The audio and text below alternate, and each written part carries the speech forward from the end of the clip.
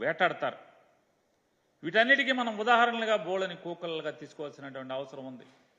నరసరావుపేటలో Gopireddy Srinivasa Reddy, doctor Gopireddy Srinivasa Reddy మీద ఎంత సౌమ్యుడో మనకు తెలుసు. ఆ డాక్టర్ మీద కేసులు పెడతారు. అలాగే ఆ డాక్టర్ మీద హత్యాయత్నం కేసు పెడతారు.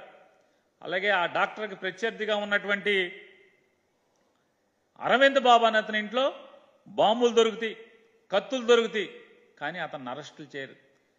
సాక్షాత్తు గోపిరెడ్డి శ్రీనివాసరెడ్డి గారు దొరకపోతే దురదృష్టవశాత్తు వాళ్ళ మామగారు దొరికితే వాళ్ళ మామగారిని హత్యాయత్నం చేస్తే దాని మీద కూడా ఎవరిని ఎంతవరకు అరెస్ట్ చేయరు. వాళ్ళు కొత్త అల్లుళ్ళలాగా ఊళ్ళో తిరుగుతూ ఉంటారు. పోలీసులు ఏం మాట్లాడరు.